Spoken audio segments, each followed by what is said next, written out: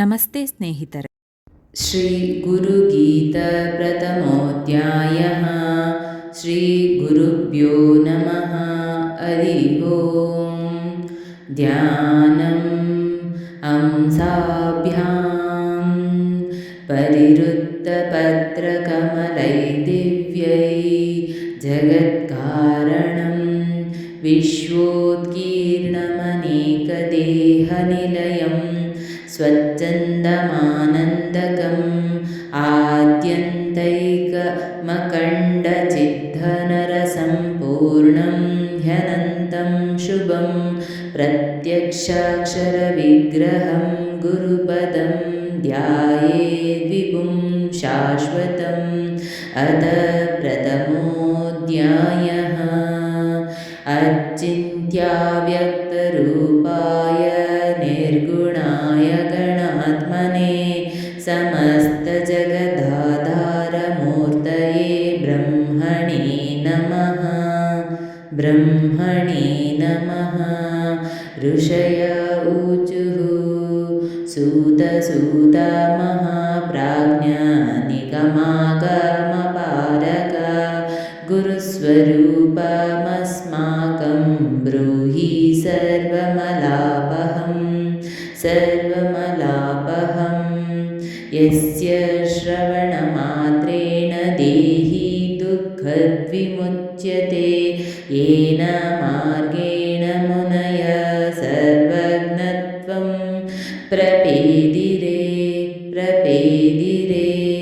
यत्राप्यन पुनर्याति नरः संसारबन्धनं तथाविधं परं तत्त्वं वक्तव्यमधुना त्वया गुह्याद्गुह्यतमं सारं गुरुगीतविशेषतः त्वत्र साधाश्च श्रोतव्या तत्सर्वं ब्रूहि सूतनः इति सम्प्रार्थितः. सुतो मुनिसङ्ग्रहे मुहुः कुतूहलेन महता प्रोवाच मधुरं वचः. सूत उवाच शृण्वं मुनयः सर्वे श्रद्धया परया मुदा वदामि भवरोगाग्निं गीतां मातृस्वरूपिणीं. पुरा कैलासशिखरे सिद्धगन्धर्वसेविते तत्र कल्पलतापुष्पमन्दिरेऽत्यन्तसुन्दरे व्याघ्राजिने समासीनं शुकादिमुनिवन्दितं बोधयन्तं परं तत्त्वं. मध्ये मुनिगणे क्वचित् प्रणम्रवदना शश्वन्नमस्कुर्वन्तमादरात् दृष्ट्वा विस्मयमापन्ना पार्वती परिपृच्छति. पार्वत्युवाच ॐ नमो देवदेवेश परात्परा जगद्गुरो त्वां नमस्कुर्वते भक्त्या सुरासुरनरा सदा विधि विष्णुमहेन्द्राद्यै वर्ध्यः खलु सदा भवान् नमस्करोषि कस्मै त्वं नमस्काराश्रयः किल दृष्टे तत्कर्म विपुलमाश्चर्यप्रतिभाति मे किमेतन्न विजानेऽहं कृपाय वद मे प्रभो भगवन् सर्वधर्मज्ञ व्रतानां व्रतनायकं ब्रूहि मे कृपाय शम्भो गुरुमहात्म्यमुत्तमम् मार्गेण वो स्वामिन् देहि ब्रह्ममयो भवेत् तत्कृपां कुरु मे स्वामिन् नमामि चरणौ तव इति सम्पार्थितः शश्वनं हा देवो महेश्वरः आनन्दभरितः स्वान्ते पार्वतीमिदमब्रवीत् श्रीमहादेव उवाच न वक्तव्यमिदं देवी रहस्यातिररहस्यकं न कस्यापि पुरा प्रोक्तं त्वद्भक्त्यर्थं वदामि तत् मम रूपासि देवी त्वमतस्तर्कततायामि ते लोकोपकारकः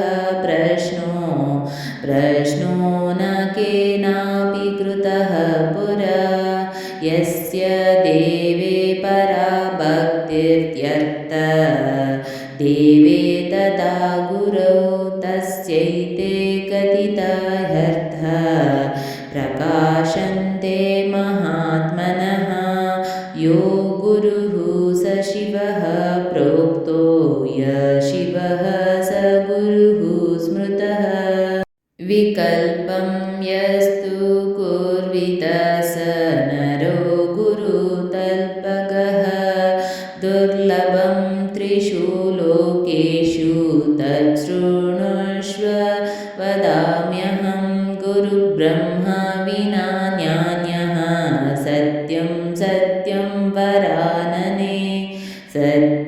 सत्यं वरानने वेदशास्त्रपुराणानि चेति आसादिकानि च मन्त्रयन्त्रादिविद्यानां मोहनोच्चाटनादिकं शैवशाक्तागमादीनि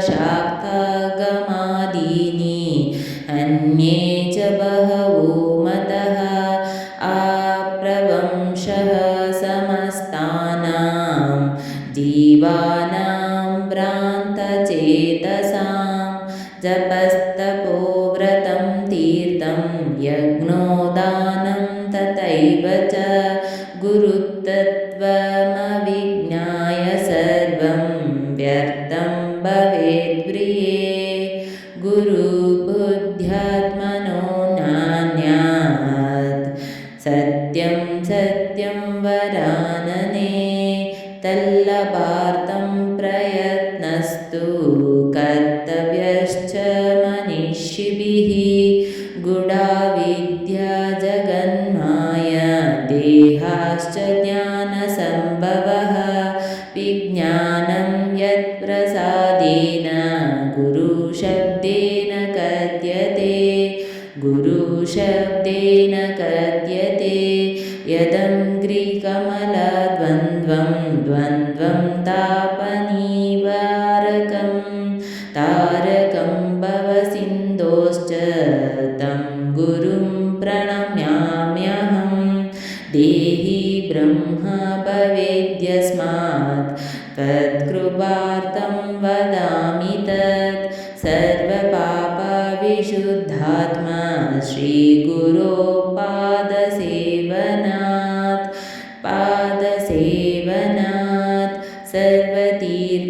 सर्वतीर्थवगाहस्य सम्प्राप्नोति फलं नरः गुरो पादोदकं पीत्वा शेषं शिरसि धारयन् शोषणं पापपङ्कस्य दीपनं ज्ञानतेजसः गुरो पादोदकं सम्यक् संसारार्णवतारकम् अज्ञानमूलहरणं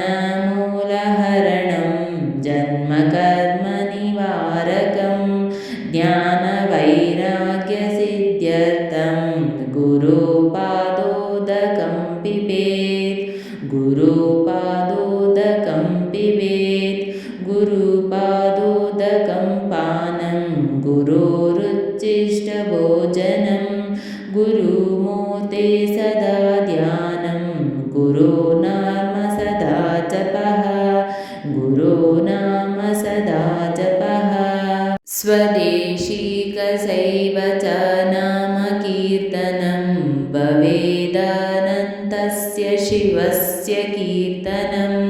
स्वदेशिकस्यैव च नाम चिन्तनं भवेदनन्तस्य शिवस्य चिन्तनं यत्पादाम्बुजरेणुर्वै कोऽपि संसारवारिधौ सेतुबन्धाय तेनातं देशिकं तमुपास्महे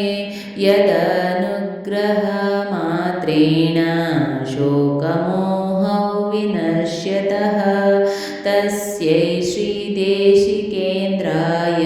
नमोऽस्तु परमात्मने यस्मादनुग्रहं लब्ध महद्ज्ञानमुत्सृजेत् तस्यै श्रीदेशिकेन्द्राय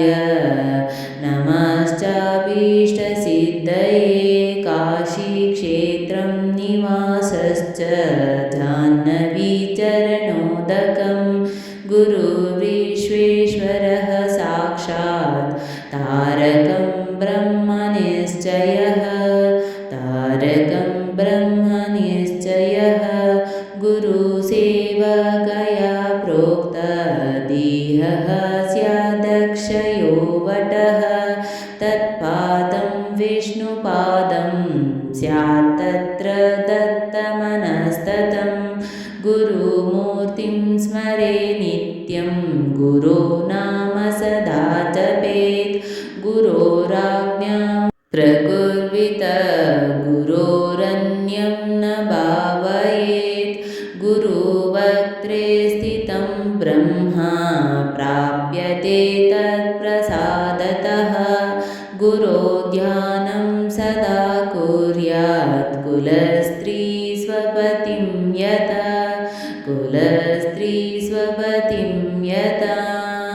स्वश्रमं च स्वजातिं च स्वकीर्तिं पुष्टिवर्धनम् एतत् सर्वं परित्यज्य गुरुमेव समाश्रयेत्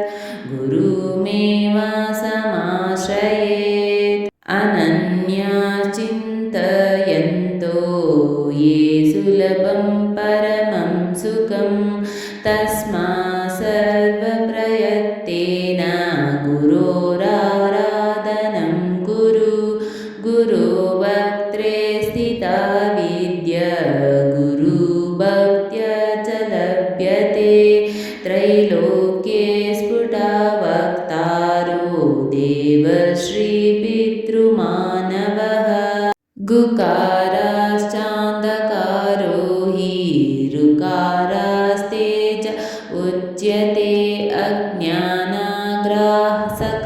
ब्रह्म गुरुरेव न संशयः गुकाराश्चान्धकारस्तु ऋकारास्तनिरोधकृत्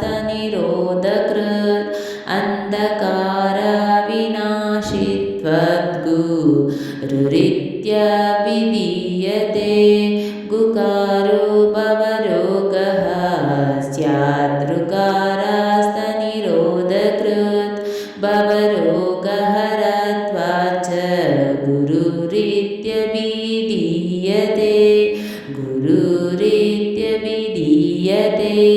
गुकारश्च गुणातीतो रूपातीतो ऋकारकः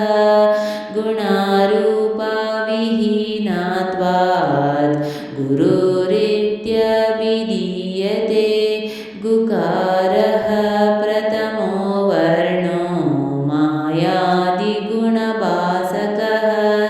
ऋकारोऽस्ति परं ब्रह्म मायाभ्रान्तिविमोचकम् एवं गुरुपदं श्रेष्ठं देवानामपि दुर्लभम् आहुः गणैश्चैव गन्धर्वदैश्च पूजितं ध्रुवं तेषां च सर्वेषां नास्ति तत्त्वं गुरुपरं गुरोराराधनं कुर्यात् स्वजीवत्वं निवेदयेत् आसनं शयनं वस्त्रं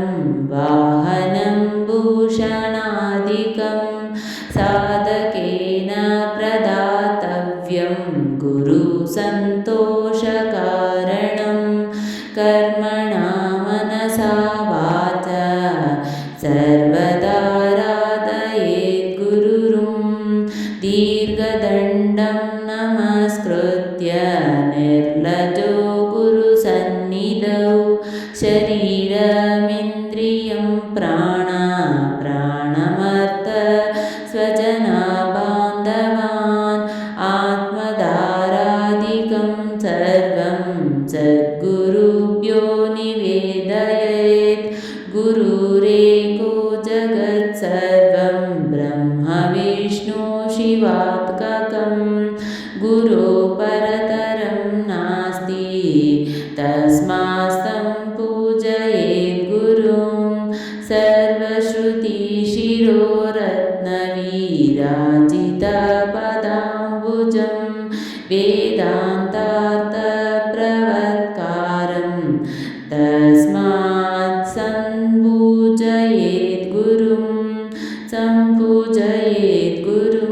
यस्य स्मरणमात्रेण ज्ञानमुत्पद्यते स्वयं स एव सर्वसम्पत्तिः तस्मात् सम्पूजयेत् गुरुं। कृमिकोटिभिराविष्टं दुर्गन्धमलमूत्रकं श्लेषं रक्तत्वचामांसैर्नद्धं चैतद्वरानने।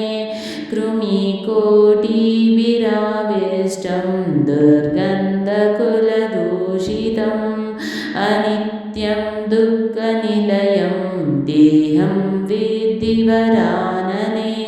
संसारवृक्षमरारूढः पतन्ति नरकार्णवे यस्तानुद्धरते सर्वान् तस्मै श्रीगुरवे नमः।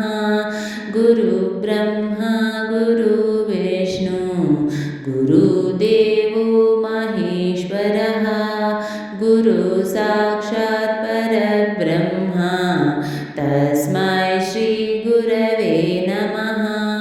अज्ञानातिमिरान्धस्य ज्ञानाञ्जनशलाकया चक्षुरुन्मीलितं येन तस्मै श्रीगुरवे नमः। अखण्डमण्डलाकारं व्याप्तं येन चराचरं तत्पदं दर्शितं येन तस्मै श्रीगुरवे नमः। स्थावरं जङ्गमं व्याप्तं यत्किञ्चित् सचराचरं त्वं पदं दर्शितं येन तस्मै श्रीगुरवे नमः।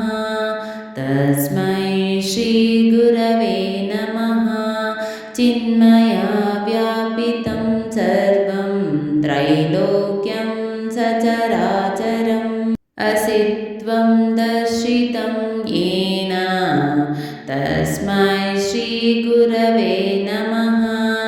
निमिषान्निमिषादार्द्वयद्वाक्याद्यै विमुच्यते स्वात्मानं शिवमालोक्य तस्मै श्रीगुरवे नमः। चैतन्यं शाश्वतं शान्तं व्योमातीतं निरञ्जनं नादबिन्दुकलातीतं तस्मै श्रीगुरवे नमः। निर्गुणं निर्मलं शान्तं जङ्गमं स्थिरमेव च व्याप्तं येन जगत्सर्वं तस्मै श्रीगुरवे नमः। स पिता स च मे माता स बन्धुः स च देवता संसारमोहनाशाय तस्मै श्रीगुरवे नमः। यत्सत्त्वेन जगत्सत्त्वं यत्प्रकाशेन भाति तत् यदानन्देन नन्दन्ति तस्मै श्रीगुरवे नमः। यस्मिन् स्थितमिदं सर्वं भाति यद्भानुरूपतः प्रियं पुत्रादि यत्प्रीत्य तस्मै श्रीगुरवे नमः। येनेदं दर्शितं तत्त्वं चित्तचैत्यादिकं तथा जाग्रत्स्वप्नसुषुप्त्यादि तस्मै श्रीगुरवे नमः। यस्य ज्ञानमिदं विश्वं न दृश्यं भिन्नभेदतः सदैकरूपरूपाय तस्मै श्रीगुरवे नमः। यस्य ज्ञातं मतं तस्य मतं यस्य न वेदसः अनन्यभावभावाय तस्मै श्रीगुरवे नमः। यस्मै कारणरूपाय कार्यरूपेण भाति यत् कार्यकारणरूपाय तस्मै श्रीगुरवे नमः। नानारूपमिदं विश्वं न केनाप्यस्ति भिन्नता कार्यकारणरूपाय तस्मै श्रीगुरवे नमः। ज्ञानशक्तिसमारूढ तत्त्वमाला विभूषिणे भुक्तिमुक्तिप्रदात्रे च तस्मै श्रीगुरवे नमः।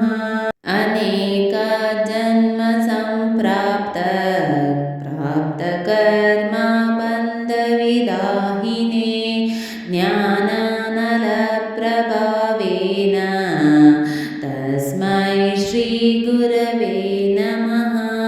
शोषणं भवसिन्धोश्च दीपनं क्षरसम्पदां गुरोः पादोदकं यस्य तस्मै श्रीगुरवे नमः।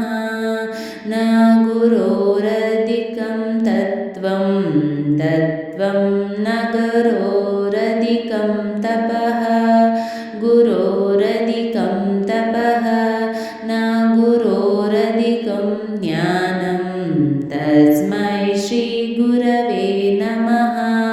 मन्नाथः श्रीजगन्नाथो मद्गुरु श्रीजगद्गुरुः ममात्मा सर्वभूतात्मा तस्मै श्रीगुरवे नमः।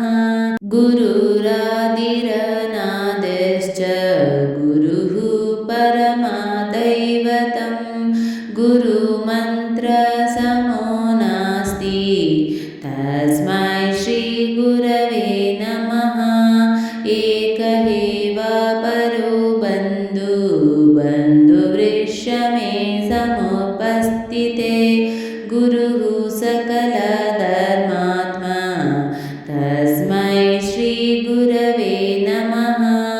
गुरुमध्ये स्थितं विश्वं विश्वमध्ये स्थितो गुरुः गुरुर्विश्वं न चान्योऽस्ति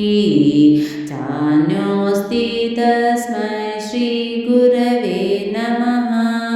भवारण्यप्रविष्टस्य विघ्नोऽहं भ्रान्तचेतसः येन सन्दर्शितपन्तः तस्मै श्रीगुरवे नमः। तापत्रयाग्निताप्तनामा शान्तप्राणिनां मुदे गुरुरेव परागङ्गा तस्मै श्रीगुरवे नमः। अज्ञानेन हीनग्रस्तः प्राणिनस्ताञ्चिकित्सतकः विद्यास्वरूपो भगवांस्तस्मै श्रीगुरवे नमः। अज्ञानसर्पदष्टानां प्राणिनां कश्चिकित्सकः सम्यग्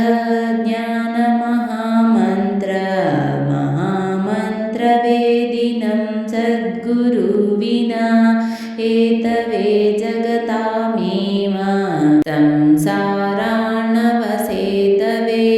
प्रभवे सर्वविद्यानां शम्भवे गुरवे नमः।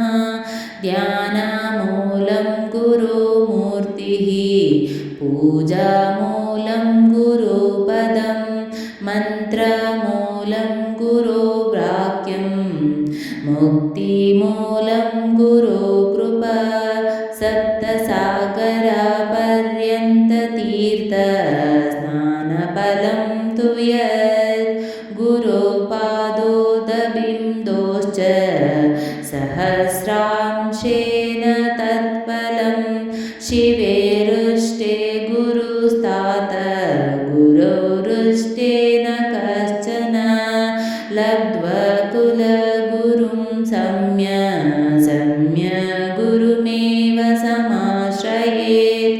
मधुलुब्धो यथा भृङ्गः पुष्पात् पुष्टान्तरं वर्जेत् ज्ञानलुब्धस्तथा शिष्यो गुरुगुर्वन्तरं वर्जेत्।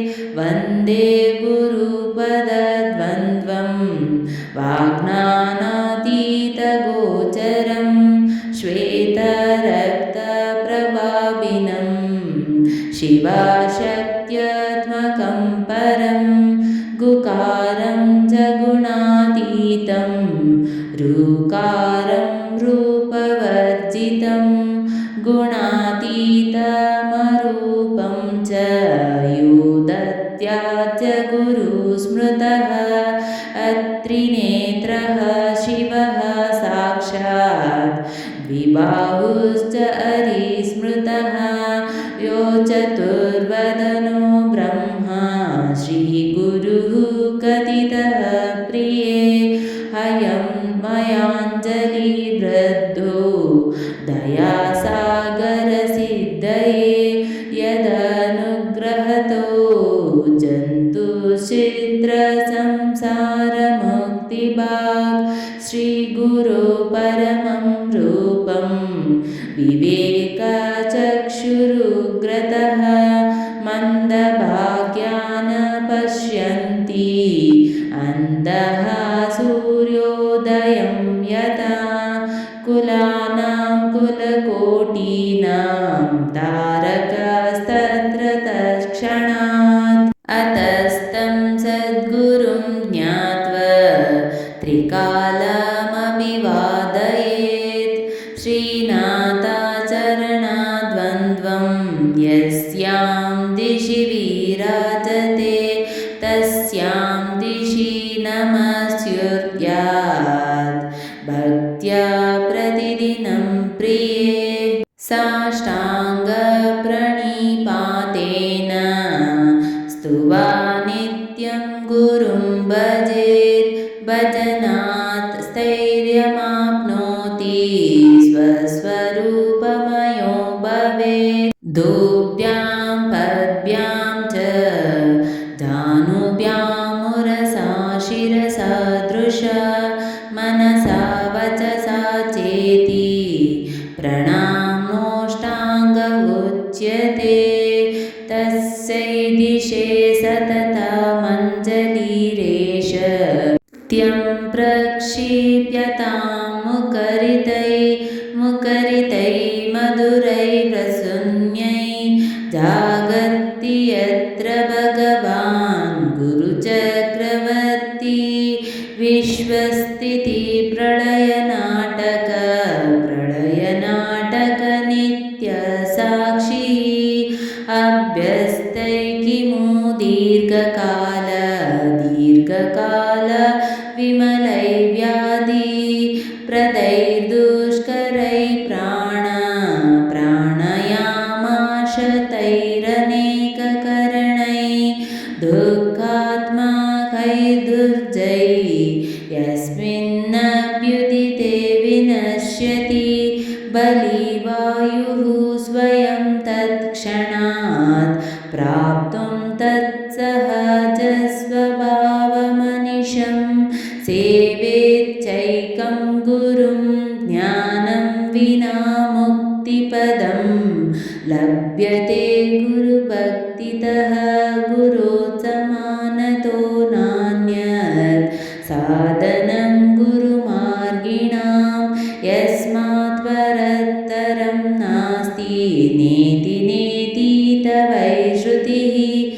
मनसा वचसा चैव सत्यमाराधयेद्गुरुं गुरो कृपाप्रसादेन ब्रह्म विष्णु महेश्वरः सामर्थ्यमभजन् सर्वे सृष्टिस्थित्यन्तकर्मणि देवकिन्नर गन्धर्व पितृयक्षास्तु तुम्बुरः मुनयोऽपि न जानन्ति गुरुशुश्रूषणे विधिं तार्किकाशान्तशैव दैवाग्नकर्मठा प्रिये लौकिकास्ते न जानन्ति गुरुतत्त्वं निराकुलं महाहङ्कारगर्वेण ततो विद्याबलेन च भ्रमन्ति चास्मिन् संसारे घटीयन्त्रं यथा पुनः यज्ञिनोऽपि न मुक्तः स्युर्नामुक्तयोगिनस्तथा तापसाऽपि नो मुक्त गुरुतत्त्वपराङ्मुखः न मुक्तास्तु च गन्धर्व पितृयक्षास्तु चारणः ऋषया सिद्धदेवाद्य गुरुसेवापराङ्मुखः इति श्रीस्कन्दपुराणे उत्तराखण्डे उमामहेश्वर संवादे श्रीगुरुगीतायां प्रथमोऽध्यायः।